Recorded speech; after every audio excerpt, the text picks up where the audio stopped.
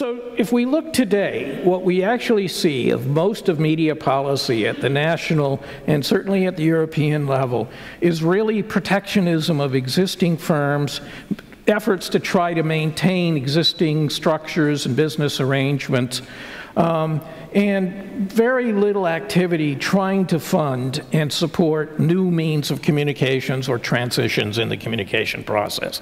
And this is a really problematic era because policy needs to be leading the transition to the kind of media that are becoming to dominate in the 21st century. And the reason that we have these problems, it has to do with ourselves and with national policies as a whole. Policies and ourselves are both conflicted and convoluted when it comes to the major issues of media. Issues of concentration and company size, issues of ownership, and we pursue different paths. When we have national industrial policies and national economic policies, they are really promoting the development of large companies, media companies particularly, because they want to support national economies. They want those companies to provide employment, to provide and develop wealth for the economy. And they also want, as most policymakers want, and as we want to use them, we want companies to build expensive, modern infrastructures of digital communications, all kinds of backbone infrastructures and distribution infrastructures that we need. Those can only be built today by private companies with a great deal of wealth. Secondly, we have national cultural policies. And we tend to want large domestic companies for cultural reasons because we want them to provide a good quality and range of domestic communications and content. And so we tend to see cultural policies promoting domestic companies over entrant companies from other countries and promoting companies in order to reach domestic goals. And the end result is we get large domestic companies. Then we have competition policy, and competition policy is supposed to regulate the oligopolies and monopolies in communications, but it's unable to do so simply because the economics of media require concentration levels that are far greater than in any industry. And there is not a country in the Western world where the concentration levels of media are not already past the thresholds of intervention for typical industries. And it has to do with the unique economic aspects of media. The result today is that when we look at policy, the policy there is to preserve large domestic players, and it's not building an effective European market or trying to break up the large-scale industries that are there.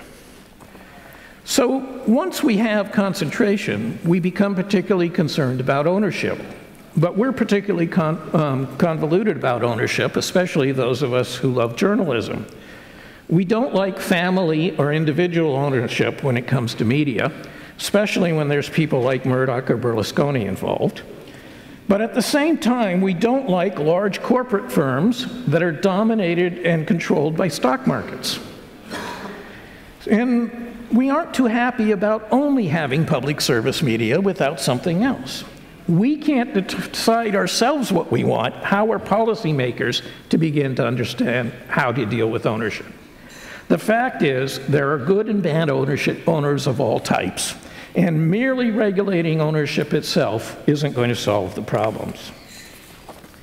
Now, we do also provide a good deal of state support through policy mechanisms. We give a lot of tax exemptions, postal rate advantages, license fees, and other physical advantages and direct subsidies to media. Now, these funds, however, primarily benefit legacy media, the existing media that were built in the 19th and 20th century. Unfortunately, when you look at their economic effects and how they are used in companies, you find that they generally support inefficient media operations and generally don't target the economic basis of the problems of media companies.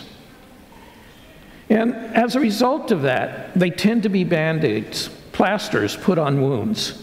They tend to be useful only in the short to mid-term and not in the long term to solve the communication problems of society. They typically aren't constructed to promote efficiency and certainly aren't being targeted to promote emerging or more efficient methods of communications and news exchange. So we really need to start thinking about those subsidies. And we're talking about billions of euros of subsidies every year that go from the public purse to media companies throughout Europe. Public service broadcasters everywhere are in disarray. They were generally created at a time when commercial players were uninterested in providing broadcast services, or came when you had a transition from state broadcasting to public broadcasting.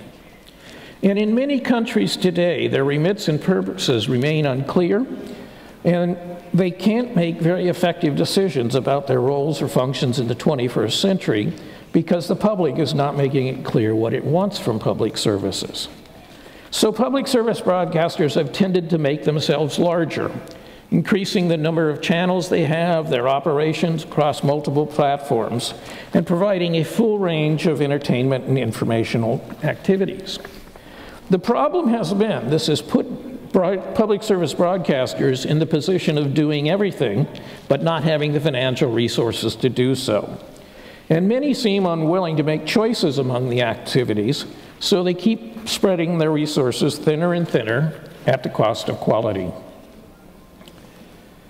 So what are we to do as we look forward? Well, it seems to me there are several things we have to be careful about. We have to start thinking of media policy not only at the national level, but at the European level as well.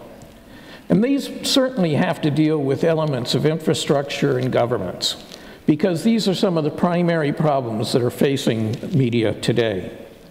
And with the exception of motion pictures, there's really little significant effort to develop European-wide media activity, which I find to be a particularly interesting outcome, given the fact that there are many other things that are more important than cultural outcomes involving democratic outcomes that motion pictures don't primarily serve.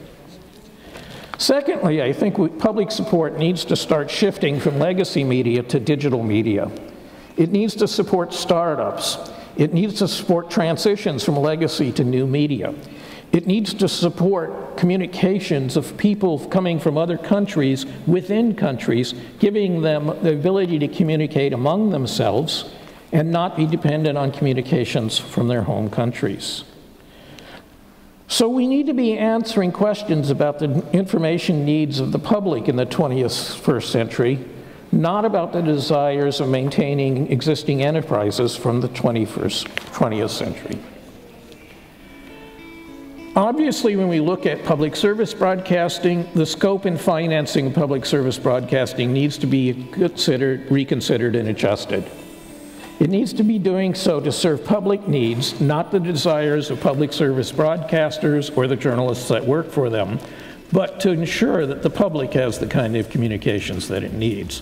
And while there is a concurrence in those at times, they are not always the same. And as media continue to transform, policymakers and the public need to be wary of requests for more protection of existing business models and operating structures.